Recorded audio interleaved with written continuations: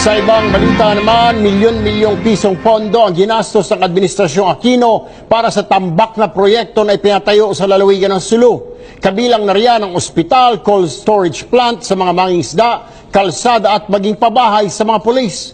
Pero hanggang ngayon, hindi pa rin mapakinabangan ang mga pinagawang gusali. Bukod sa nawalan daw kasi ng pondo, palpak umano ang pagkakagawa sa mga ito. Narito po ang aming eksklusibong report. Masama ang loob ni dating Sulu Governor Abdu Sakurtan dahil tila napaglaruan daw ang kanilang lalawigan noong Pinoy administration dahil sa milyon-milyong pisong halaga ng palpak na mga proyekto na hindi naman napapakinabangan ng taong bayan. Ilang beses na raw niya itong ipinarating sa mga ahensya ng pamahalaan, maging kay ARMM Governor Mujib Hataman. Pero hanggang ngayon, walang malinaw na tugon hinggil sa mga problemang ito. Si Mujib, sabi ko sa kanya, dapat huwag ka magalit sa mga complaints ko. Dapat nagpapasalamat ka kung sinusumbong kita dahil alam ko hindi mo kaya bantayan lahat ang mga performance ng mga tao mo. Kaya ako concern ako dahil bayan ko. Bayan namin at ayaw ko nalukuhin nyo yung mga taong bayan. Eksklusibong pinasilip ni Tan sa PTV News Team ang mga naturang proyekto. Ang two-story hospital na ito sa Maimbong Sulu, 6 na taon na raw ganito ang kalagayan. Hindi napapakinabangan ng taong bayan. Kinakalawang nabubulok at marahil inaanay na rin ang gusaling ito na dapat sana'y ginagamit na ngayon ng mga taga-Sulu bilang pagamutan. Ang problema, nakatiwangwang ang gusaling ito simula pa noong 2012. Ang dahilan, wala na raw pondo. Ang tanong ng mga taga-Sulu, saan napunta ang pondo? Hugas kamay naman ang Executive Secretary ng ARMM na sumama pa sa pag-iinspeksyon sa lugar. Wala raw sa kanila ang problema dahil ang proyekto raw ay nasa ilalim ng kontrobersyal at manumalyang Disbursement Acceleration Program o DAP noong administrasyon ni Pinoy. Unfortunately, nagkaroon ng Supreme Court decision to stop the DAP, to stop all DAP projects. There should be an assessment first by the engineer, reassess this, do a reprogrammed program of work for the two-story building. Ito naman ang 60 milyon na proyektong cold storage plant para sana makatulong sa mga mangingisda. Pero hanggang ngayon, halos magigiba na ang gusali, hindi pa rin napapakinabangan ng mga mangingisda sa Sulu. Ang mga kalsada naman sa mismong bayan ng Hulo, bukod daw sa substandard dahil tila ipinatong lang ang mga semento, wala pa raw itong sidewalk at maayos na drainage. Patong-patong lang, para kulang sa gastos at ang patong-patong din daw ang kita.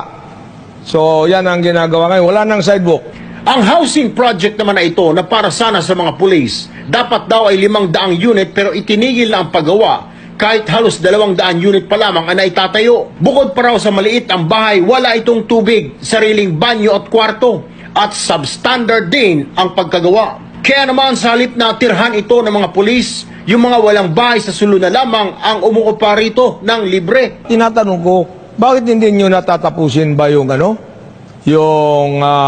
pabahay sa mga pulis o sa mga sundalo, nakatiwangwang na lamang ganyan. Walang tinapos, panahon pa yan ni President Aquino. Hindi pa tapos, maliit at mukhang parang paltik lang ang pagkakagawa. Giit naman ng National Housing Authority, agad daw nilang paimbestigahan ang lugar. Siniguro rin nila na maayos na raw ang mga itinatayong mga pabahay ngayon sa pulis dahil ito raw ang kabilin-bilina ni Pangulong Duterte. Iimbestigahan po namin yan. Ako mismo ka, Erwin, pupunta doon sa pinuntahan mo.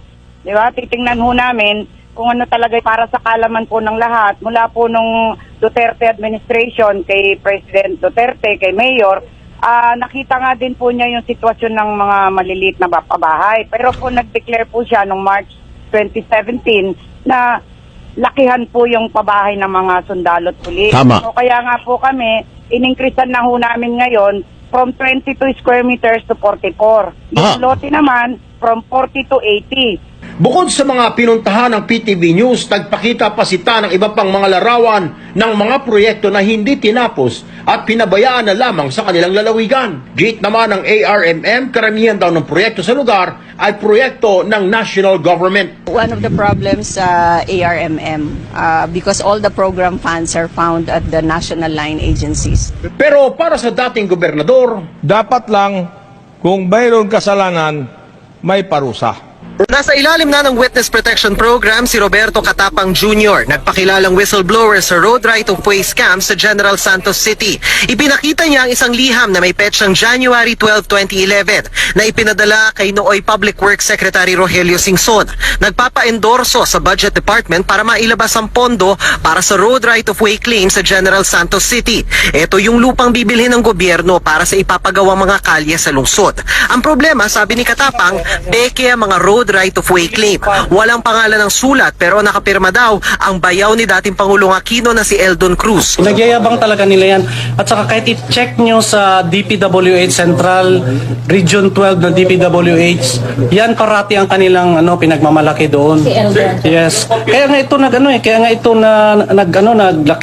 ang nasingil na pera dahil ang alam talaga ng mga tao doon sa Region 12, in-endorse talaga ito. Sabi ni Katapang, si Cruz daw ay tinuturong backer ng mga peking right-of-way claim sa General Santos City. Tokod-dataw naman ito ng ng DPWH. Alam yan ng Central. Pinag-uusapan niya ng panahon ni President Noy kung sino talaga ang nagbabacker sa Jensen na road right-of-way claim. Kaya tanungin nyo kasi meron din naman kayong mga contacts yan sa DPWH, sa Central. Kaya tanungin nyo dyan. Malalaman nyo yun kung sino yun. Hindi, taga Manila. Sino po? Sino opisyal pa? Hindi sila opisyal.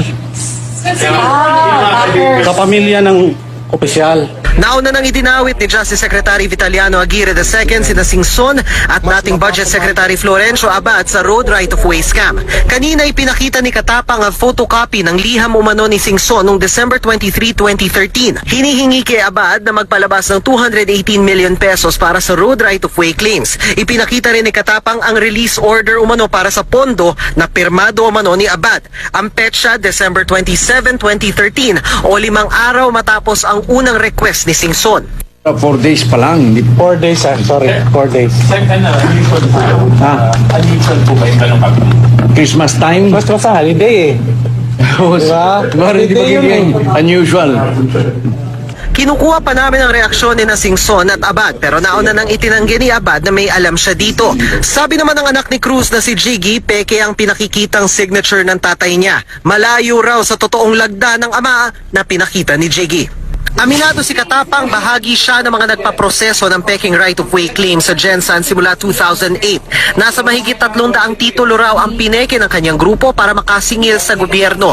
2012 daw nang ihichapwera si Katapang sa modus at dahil natunugan daw nakakanta na siya. September 9, 2015, inambush daw siya sa Nichols Pasay kung saan namatay ang kanyang private security. 43 personalidad naman ay isinailalim sa lookout bulletin order ng DOJ kasama sina Singson at Abad. Dan Otingkong, GMA News.